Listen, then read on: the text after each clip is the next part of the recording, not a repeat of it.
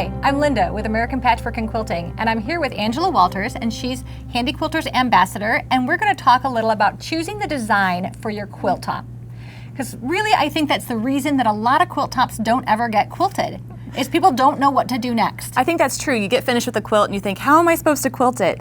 I would start out by saying there's no wrong answer. I think that's going to relieve a lot of people. Right? If it sounds good to you, go for it. But I do have a few tips and tricks that might make that decision-making process a little easier. Perfect. So I brought a quilt here, and this was pieced by Emily Sierre, and what I really loved about it was the flow of the colors. Yeah, I thought beautiful. she did great color placement, and I knew if I quilted each of those blocks separately, it would really kind of take away from that overall look. So I can see that. I would say the first thing I'm thinking of is quilting going to enhance the quilt pattern or highlight the quilt pattern. And this is a great example that you don't have to quilt it to death like I normally do.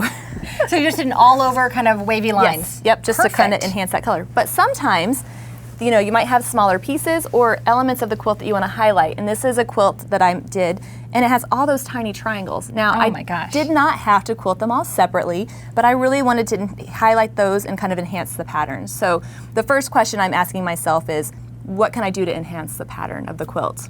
Now, could you also have quilted this in an all over? Absolutely. Maybe I could have treated all this as one section. It would have looked great. That's a good tip. It's nice to know there's not a right or a wrong answer. Exactly. So a lot of these quilts are more modern looking. Do you have something that you can show me that's more traditional? I do, and I will just say, when I started quilting, it was traditional quilts that I worked on a lot. And when I started quilting modern quilts, I didn't feel the need to come up with new designs. So don't feel like you have to learn a brand new design. That's interesting too. Yeah, let's talk a little bit about how you might quilt some. Yeah, so here you have a quilt with a star pattern. It's, you know, beautiful. And I would say when you're looking at your quilt and trying to decide what designs to use, ask yourself what sticks out to you most.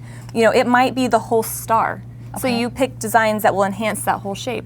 But it might be just an element of the block, such as the center. Maybe you really like the center fabric and you want to highlight that. So I'd use a little bit of a different design there and do something different in the other, you know, background of the quilt. And maybe more quilting in the center and less quilting. Yeah, just whatever you can to really kind of make that part pop out or not. Perfect. But sometimes it's not the block, right? No, sometimes it's not the block. Sometimes it's the negative space. And you know, here we have a nice traditional quilt. I mean, it's an Irish chain with a 9 patch, but it has these big setting squares. Well, maybe that's the part of the pattern that sticks out to you. Well, you can enhance that with a different design by highlighting it with a motif or something like that. So first step, just look at the quilt and ask yourself, what sticks out to me and how can I make that shine with the quilting? So really break it down and figure out what you want to highlight. Once you break it down, it makes it a lot more easier to manage it. Now, if you have any finishing final tips that we can pass along? I would say finished is better than perfect. That's perfect. Thank you so much, Angela, for these tips. I know that they're going to help everybody get quilts finished. So let's get started on that quilting.